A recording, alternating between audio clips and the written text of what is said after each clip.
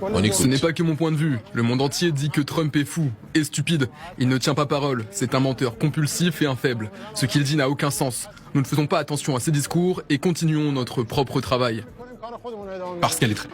Nous soutenons la position de nos dirigeants. Le détroit doit rester fermé. Tant que cela reste la position de nos dirigeants, nous dirons la même chose. D'après les informations du New York Times, qui a recueilli plusieurs témoignages de responsables iraniens, eh bien, selon eux, ces réparations coûteraient entre 300 et 1000 milliards de dollars. C'est pourquoi l'accord qui pourrait être signé, je reste au conditionnel, entre l'Iran et les États-Unis dans les prochaines heures, mentionnerait la création d'un fonds d'investissement international pour l'Iran. Sa mise en place serait faite par les États-Unis en cas d'accord définitif entre les deux parties.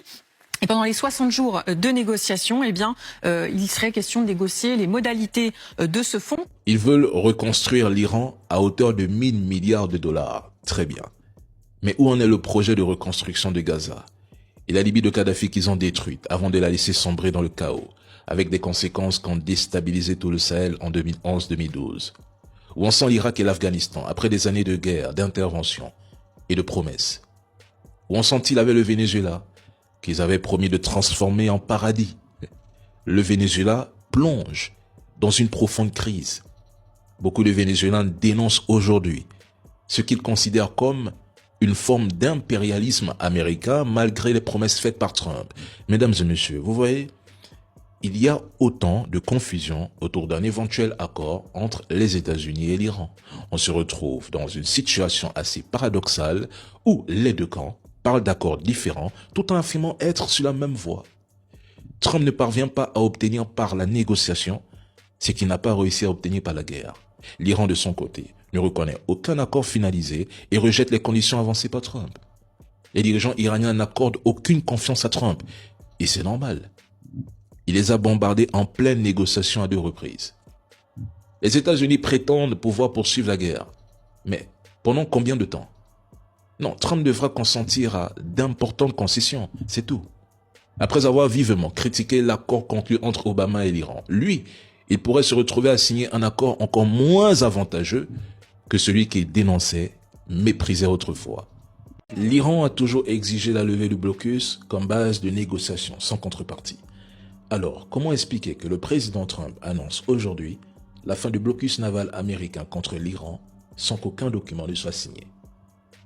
Soit il s'agit d'une concession américaine, soit Trump est totalement perdu, et pour une simple raison. Il n'a pas réussi à rouvrir le détroit par la force et son blocus n'a jamais asphyxié l'économie iranienne comme il le promettait.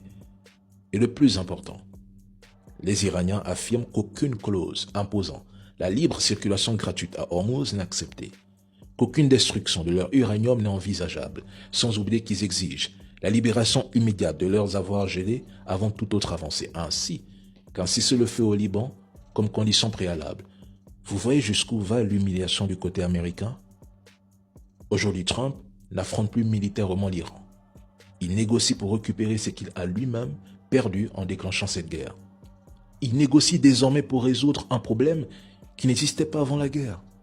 Avant mars 2026, près d'une centaine de navires traversaient chaque jour le détroit d'Ormuz. Aujourd'hui, à cause de cette guerre ratée, le passage est paralysé depuis des mois et plusieurs secteurs de l'économie mondiale approchent du point de rupture. Même des compagnies aériennes sont contraintes d'annuler des vols. Donald Trump veut que le détroit soit ouvert, alors qu'il est déjà. Sauf que les navires considérés comme hostiles et dépendants de ce passage stratégique ne sont pas autorisés à traverser. Il refuse l'idée de péage, mais moi je vois mal l'Iran renoncer à la monétisation du détroit sans une capitulation totale ou des concessions majeures des États-Unis. On est arrivé à un point où Trump négocie pour que le détroit soit ouvert, alors que ce détroit a toujours été ouvert. Il négocie pour qu'il n'y ait pas de péage, alors qu'avant la guerre, il n'y avait pas de péage.